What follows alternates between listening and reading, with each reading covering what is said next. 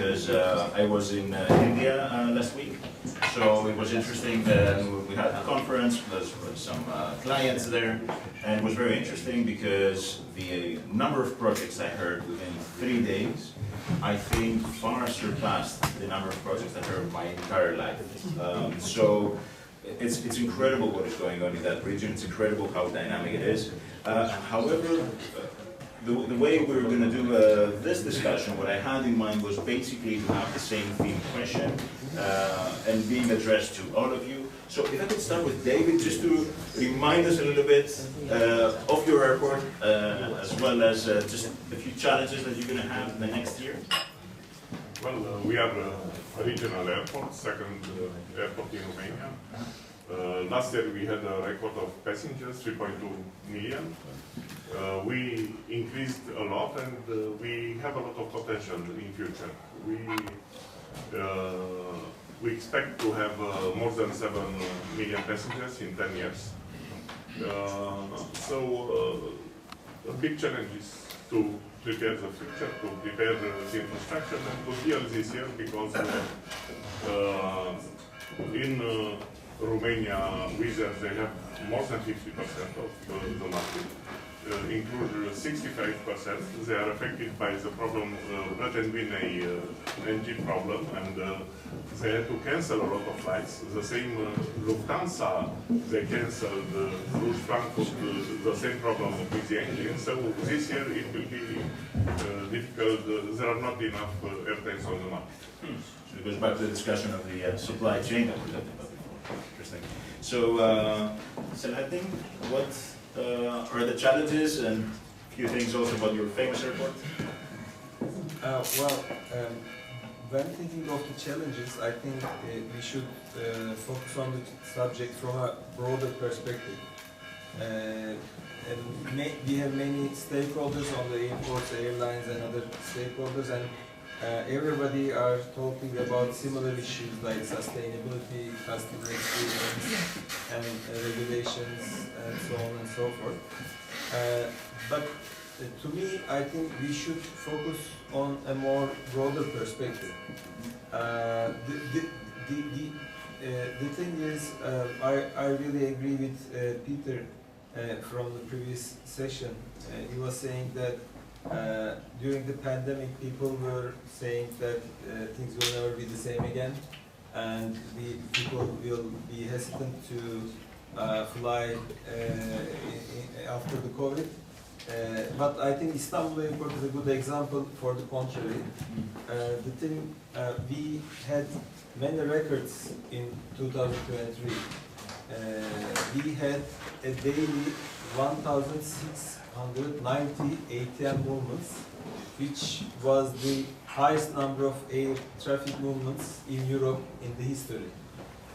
We had 266,000 daily passengers, which was again in July, which was again a record in the Europe history, and which was just 1 year after the COVID pandemic. So when I'm trying to look at the issue from a broader perspective, I think we should focus more on the dynamics of the sector.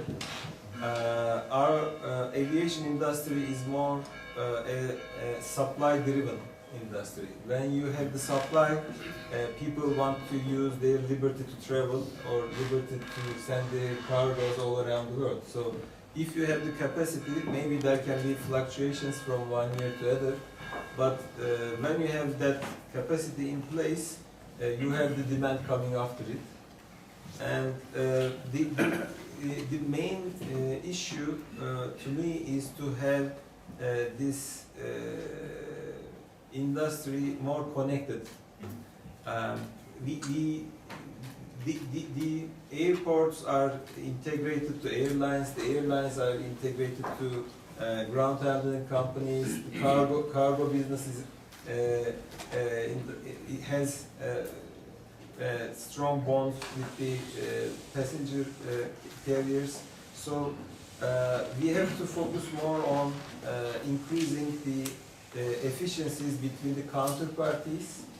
And again, Istanbul Airport, I believe, is a good example for that. as a new entrant to the market, we are, a young airport. We started full operations only 5 years ago, but now we are number one in terms of globally number one in terms of number of destinations. We have 316 destinations, which makes us the most connected airport in the world. We are hosting more than 100 airlines, which puts us in top 3 position globally in terms of number of airlines hosted. There we realized that we have invested too many resources on customer experience infrastructure, but nearly 30% of it still we cannot use because of regulators, because of the non-harmony between the investment requirements on the airline side and so on and so forth. We have the full infrastructure for contactless journey, for example, but the supporting infrastructure from the Ministry of our government does not fit with that. We have the full infrastructure for ASM GCS systems at the top levels. We have the follow the green system, but we still cannot use because the other stakeholders do not have the respective infrastructure. So this is also the case for the air traffic. Again, Peter said we could have much high efficiencies if we were able to have one sky, but that's far away and we cannot move forward. So I think the main challenge for all of us is to increase the communication, increase the connectivity between the stakeholders, so that we can have the potential to improve the efficiencies. There, comparably, we are focusing on carbon emissions, but if we were operating at more efficient levels, we could benefit much more of that. Okay. Well, you mentioned a lot of keywords here and a lot of topics that we touched upon. We're going to get back to some of those. Sure. Jean-Luc, if I want to, actually I'm looking at the audience and I think many of us are users of your products without even knowing that we are. Do you want to tell us a few things? Yeah, absolutely. Thank you, Kostas, again for this invitation. So great. So EMBROSS, yes, it's a group. It's an Australian group with a Greek name that I cannot pronounce it well yet. We are doing passenger processing solutions. So we do everything which is related to the process of the passenger being self-service or agent-facing. So what we have seen after COVID, it's a big growth on this sector. So to answer your questions, the challenges we're having today are mainly two challenges. One is the growth, which is a good challenge to address. We see a lot of demand on the self-service part, especially on the self-service part, because the self-service is a way also to process passenger when you have a shortage of staff. So we've seen that in the US, for instance, after COVID, it was key, the self-service activity. And the second challenge we have is the supply chain. I agree with Peter as well. That's also why we've got a plant in India, and we have been growing this plant during the COVID. Initially, our plan was to have this factory to cover India and Asia. And after COVID, we have been using and we have been growing this factory to be in a position to deliver also in Europe, in Africa, in the Middle East as well. So the supply chain is a challenge. Recently, to give you an example, when produced from India, we have difficulties to get the goods through sea shipments, through the geopolitics in the regions of the Suez Canal, for instance. So it's more tricky.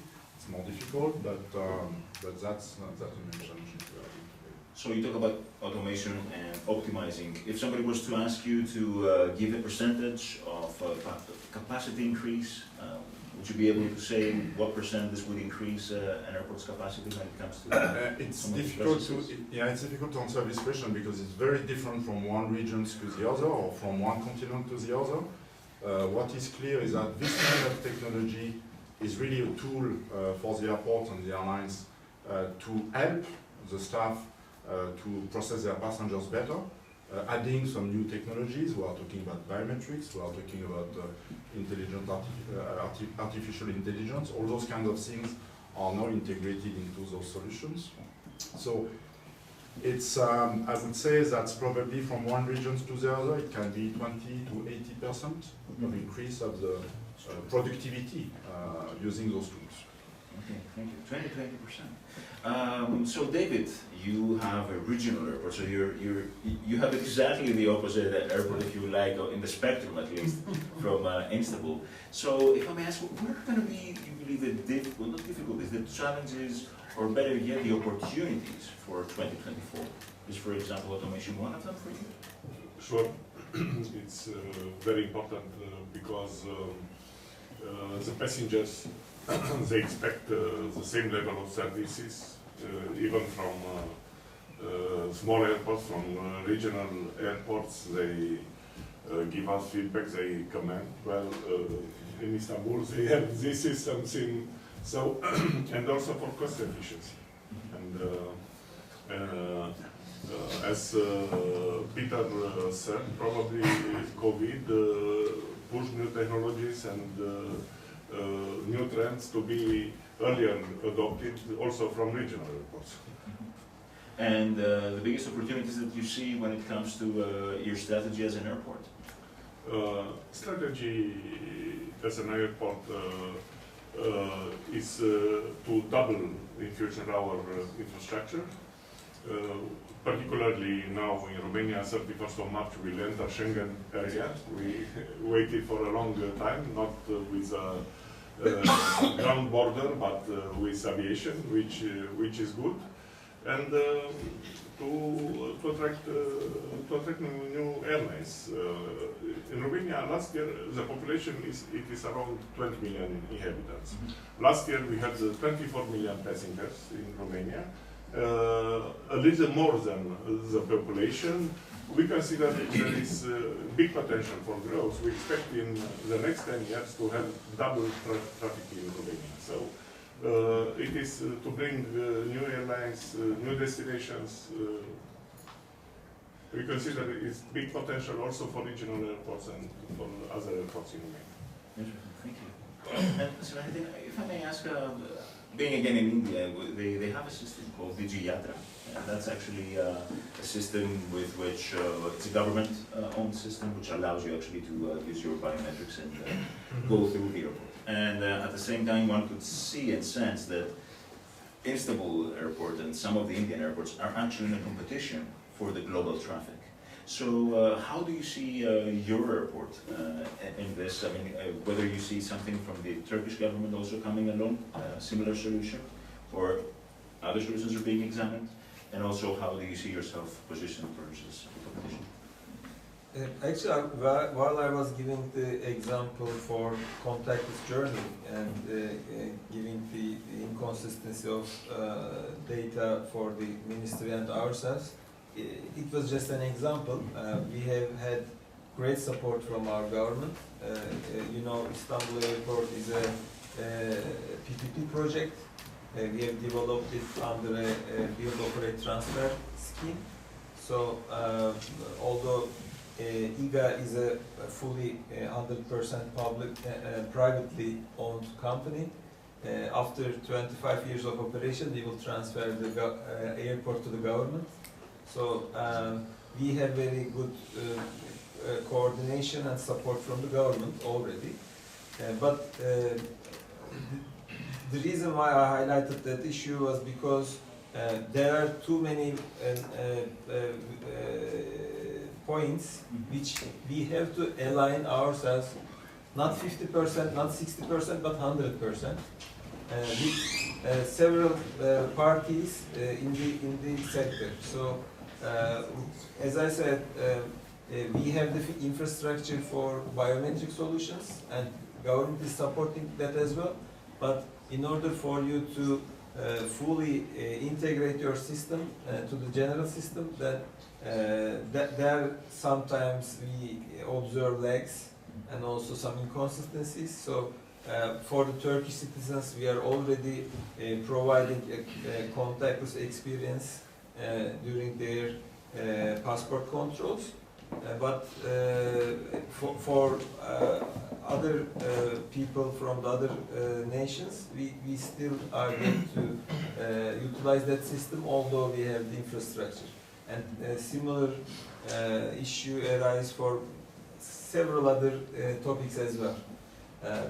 And there it is not enough for us to make the investment on time, but it's also a prerequisite to have all other respective parties on board with yourself to have a full-fledged solution. And having an air travel experience is not a single leg experience.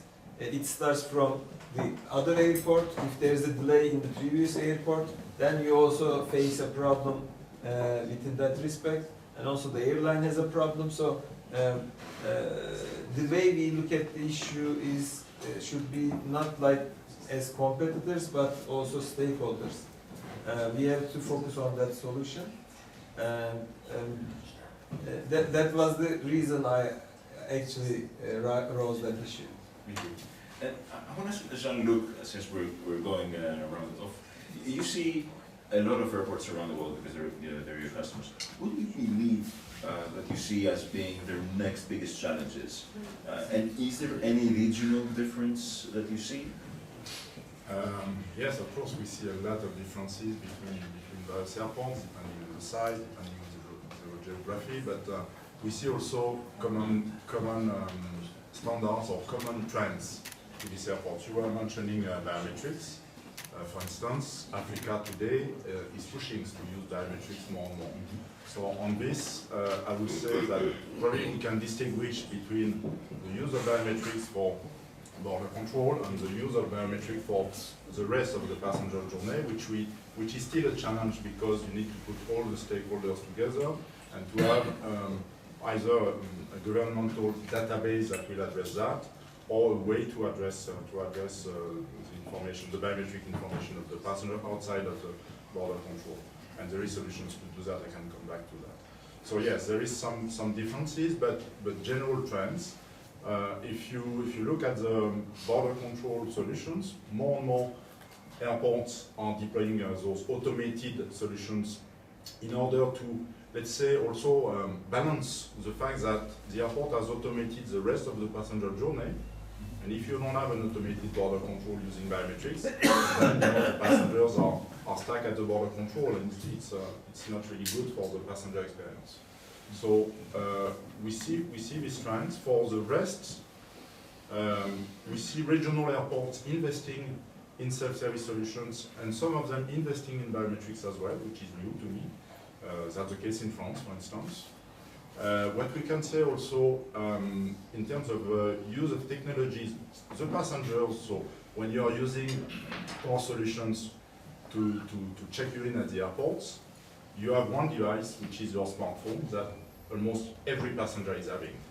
So the use of the mobile phone will be also a new device, a new element in the passenger facilitation, in the passenger journey, that will also help the deployment of biometric solutions worldwide until we have our passport in the cloud, digital identity. You can have this on your mobile phone, and then you can do what we call the passenger on the move towards all the steps of the airport using your mobile phone and using those technologies. So there's a lot to look forward to. Absolutely. And David, when you talk to your colleagues of other regional airports, which are not capital city airports with that sense, do you find that there are similar challenges ahead, or do you see a difference, be that because of the airport size or because of what type of passenger clientele they have? Similar challenges. Of course, there is a debate also in Romania at the European level regarding state aid. As we know, less than 200,000 passengers, it is allowed state aid. Now they prepare to change the rule between 200,000 and 700,000. Of course, it's a debate regarding competition.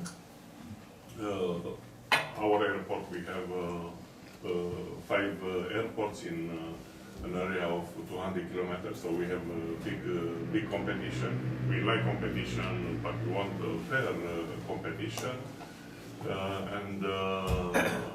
What's a big Cluj is located in Transylvania, it's capital of Transylvania, and less than 200 kilometers is an Hungarian airport, Debrecen, and is our most competitor, Debrecen, because they address to the same catchment area, they are very active. Also that's why we have to be very efficient, and we have to be efficient also because the low cost they put a lot of pressure for tariffs. So in general we have the same problems, to be efficient, to cut costs, to be competitive. Thank you. Okay, so there's competition, but when it comes to giga airports like yours, I'm not sure if there's surrounding the airport any competition, right? So what would be the challenges you believe, not only for your airport, but also for other similar sized mega hub airports that you're talking with? Well, there is still competition, but at a larger scale. So we are trying to be a global hub, and there are competitors at that league, and you have to also, again, at the same issues, you have to be competitive with respect of price, you have to be competitive with respect to operational efficiency, and so on and so forth. So that is completely similar. But as I said, having a more connected world globally benefits most of the parties in the system. Just one example. One of the latest agreements we made was with Thai Airways, and although Istanbul has a good connectivity for the whole world, there are still many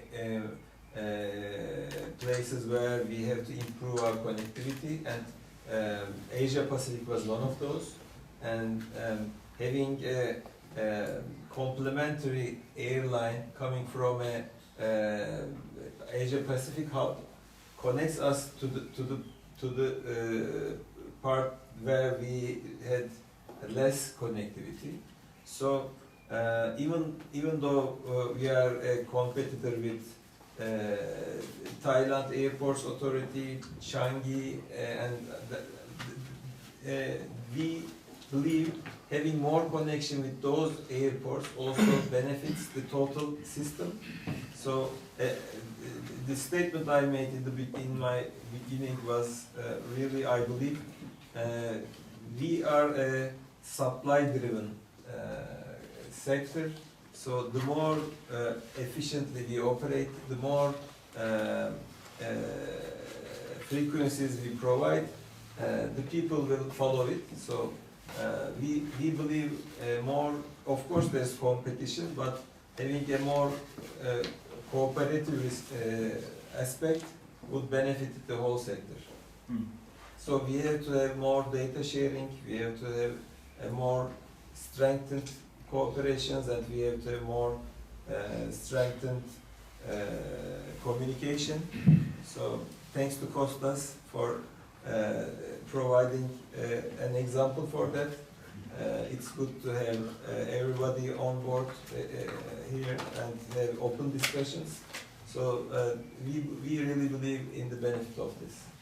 So, Jean-Luc, we heard before, so the airports have an important role to play, the aircraft manufacturers, the airlines, and rightly said that everything has to work together as a network.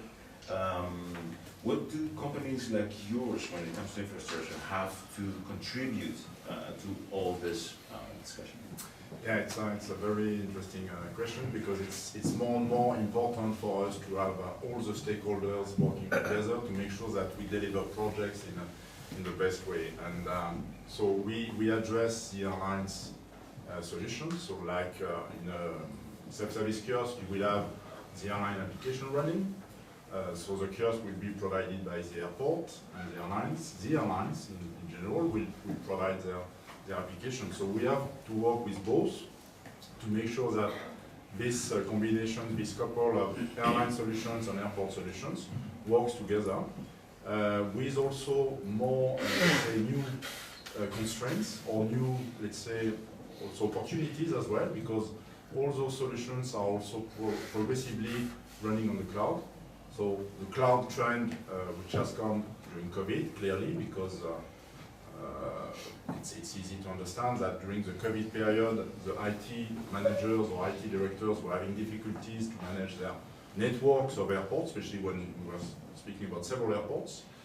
So after COVID, it's really a clear trend to go to the cloud, to make sure that you can operate, you can scale, you can get information from your IT solutions remotely through the cloud. But it's bringing also some new constraints like cybersecurity, because when you go to the cloud, you need to protect your infrastructure a better way. And this is also a new work which is done between the airports, the suppliers like us, the vendors like us, and also the airlines. So we are doing that more and more, and we also, it's also new, I would say. We are having more and more exchange between the airports and the airlines. We are participating to those exchange to enhance or to improve the passenger experience by changing, some way we address the application from the airlines on the kiosk, or the way we provide some additional services from the airport on the kiosk. That's, to me, something a bit new also, to provide a better passenger experience, because at the end of the day, the passenger is a customer of the airport, is a customer of the airlines. So I have a question now for the airports especially. So it's both for you, David, and Selahattin. The question is the following. Many people say most of the external costs for the airlines are, or the vast majority of it, when it comes to fees and charges, is coming from the airports, right? So apart from the fuel that an airline has to pay, and all the other costs. Staff cost. Exactly, the staff costs and so on. The other that is coming from outside of the organization is fees and charges from the airports, / taxes, security charges, and so on. So there's a strong discussion saying that actually if we want to strategically steer the industry towards any direction, it could be actually done through the airports, which are going to provide the right or the wrong incentives for airline behavior, or if you like, air transport behavior. Do you agree with that? Do you see a role of the airports in this? David, can I start with you? Regarding, we consider the percentage of the cost of airports in the ticket price is not big, and it did not increase. Well, it's an ongoing debate regarding tariffs with airlines and with airports. By contrary, we can see the plastic increase a lot, especially intercontinental. Mainly the regional airports, they maintained the same level of tariffs. Of course, now we have to increase the tariffs because of the inflation, the costs, everything. It will be difficult, but it's another aspect. I said now the situation in Romania, because Wizz Air, they had to cancel a lot of flights, a lot of frequencies. They do not have enough planes. What happened? They put pressure to all regional airports to cut costs. What incentive do you give us to increase in future the traffic? It will be very difficult and very tough. We consider that it's not a big percentage in the ticket, in the price ticket. Selahattin, do you think there is a role to play when it comes to incentivizing airline behavior? Well, I would again underline the fact that the cost of airport charges has significant low share in the overall cost of the airlines, and there also we have to remember that one of the biggest challenges of the industry is to have the right investment made at the right time. And it is usually difficult to find enough resources to have them on board at the required timing. And to be honest, Istanbul Airport's advantage has been to have this investment at the right time.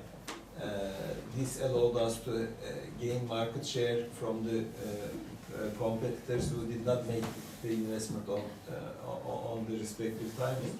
So when looking at the airlines' argument that some part of the costs should be borne by the airports on the operational level, I would disagree with that, because as a person who believes in the perfectly competitive markets is essential, but you know, the charges of the airports is more static. They are adjusted on a yearly basis and highly regulated by the governments. So even for many years we have difficulties to adjust those tariffs. But on the airline side, the ticket prices are not that regulated, and they can reflect the dynamic side of the market to the ticket prices, and the cost structure has already been embedded in the ticket prices. So when talking about delays, for example, airlines usually have to face with that, but they are able to reflect that in their ticket prices in a very short time. But if you are to say that half of this should be borne by the airport, then it would not be fair to say that, because the airports, as I said, charges are more static, and and also on the airport side, you have to make the investment first and look for the return afterwards, which takes several years. And so the dynamics of this pricing and cost sharing has been established already, and the airlines are already able to reflect that in their pricing strategies, which the airports cannot do. Great, thank you. Very interesting points from both sides. But please have in mind, I didn't mean to say that airports are expensive. What I was trying to say is that there is an incentivization, if not they're very expensive. But I should say, in my business card writes Lufthansa, so I don't want to be seen as lobbying for this. of course, from our perspective, we are looking at it in the way I say, but of course, on the airline side, it can be the contrary. But I should give you some numbers. Turkish Airlines has been growing very fast, and our airport has played a significant role in that. If this infrastructure was not there, they wouldn't be able to grow and put that planes in our airport. So we have provided, I would not go into the details, but several efficiencies to the Turkish Airlines operating costs. Just one example, they used to, per seat, their fuel efficiency has increased by 4%. Because in the old airport, they had to they had these capacity problems, but in the new airport, they are able to fly at the slots they want, and without any delays. Even they make up some delays of the previous airport when coming to Istanbul. So with our huge investment, Turkish Airlines was able to benefit from this efficiency. So of course they are our largest customer, and if they were not growing that fast, we will not be able to make this investment. So it's both parts, but I would stress the importance of making this huge investment and making them operational more effective. Great, thank you. So cost of infrastructure at a fair fair price to pay? That's a topic for another panel. We'll ask Kostas to do it at some point. If There we could have both airlines and airports at the same seats. just in order to close and then go to the usual last question, and then we can open the discussion. I just want to ask, what would the latest technology be in 2030 when it comes to passenger facilitation? In 2030, obviously, a lot more of biometrics, a lot more of cloud, a lot more of artificial intelligence within the solutions. I'm thinking about the self-backdrop, for instance. We see a big trend in deploying self-backdrop solutions in many countries, even in small airports today. I think that's really the main trends we will see in the technology. And obviously, one missing element also, which is more and more important for the airports, is the analytics. The fact that we've got plenty of data within those solutions and within an airport, and we need to have solutions to extract those data and to give an airport director the dashboard he needs based on those data. So analytics is also more and more important with our solutions. Great. So, just to have the closing question, the one I like, which is 2 words to describe, or 3, to describe 2024. Okay, if I can ask with you, start David, and then we build the rounds, and then we're going to open up. Prepare the future. Prepare the future, great. I would say something unique to Istanbul Airport. So, triple independent runway operation. Ooh. Is that something that already exists? Or is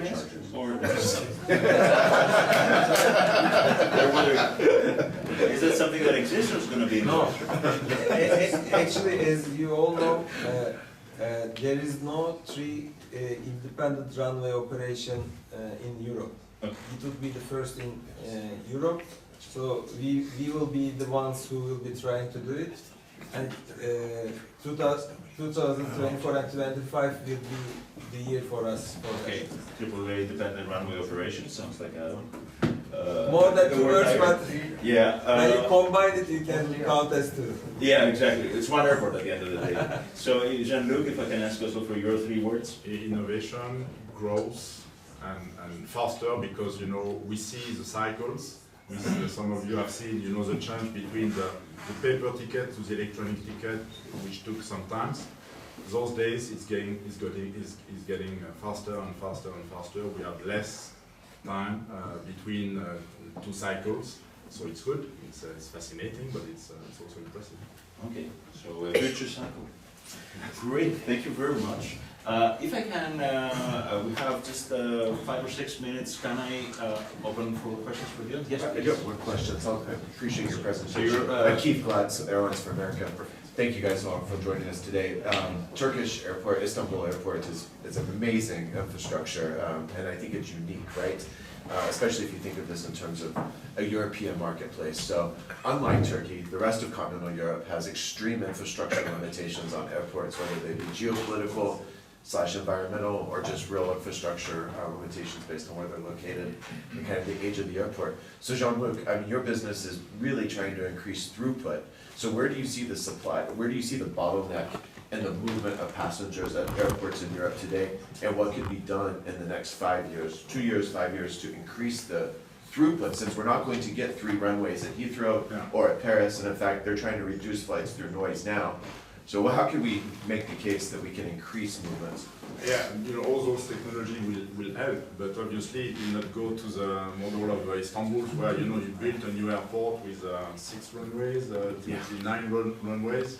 So in Europe we've got those limitations, obviously, but all those technology will help to better use the infrastructures and to better utilize those infrastructures and process more passengers with less stop during the passenger journey from the curb to the gate. So automation. Yeah. Automation, and also collaborations between the stakeholders, because we cannot do that if we've got some regulations that will not allow to do that. So all the stakeholders needs to work together. So more collaborations in Europe to make sure that this is happening. By the way, even Istanbul could be an example for that. We have 3+2 runways for the last 4 years, but it has not been possible to operate them independently because of these cooperation issues. You know, currently Eurocontrol is working with Turkish Airports Authority, and we are also supporting them, and Turkish Airlines is supporting. So these 4 parties have to work together in order to have this triple independent runway operations in Istanbul Airport. It's very, I just wanted, Jean-Luc, do you have a best practice example that you've seen of this type of collaboration in Europe or anywhere in the world? Probably we could name Gatwick, because Gatwick with 1 runway, you know, has increased its capacity using automation, using a lot of tools to automate the personal processing, but also probably through collaborations. Interesting. Any other question? Maybe let me just do a follow-up on that. I'm Patricia Vercelli from Airlines for America as well. But as more and more innovation is coming out on the technology side, especially the use of biometrics, more and more governments seem to be putting pressure against that, right? I mean, the GDPR and other requirements. So as an industry, and it seems like it's a patchwork, you know, that private companies, airports are making their case as to why biometrics is going to enhance the customer experience. But what's the messaging to governments around the world in a collaborative effort, right? That this is good, you know, that biometrics is good. It's not trying to get into people's private lives, but that really there seems to be this, I don't know, conspiracy theory, you know, that all the governments want all this data to do whatever it is. So I don't know if if you thought about this, but what is the solution to this? Well, I would say that there is a global initiative driven by IATA, which is the One ID.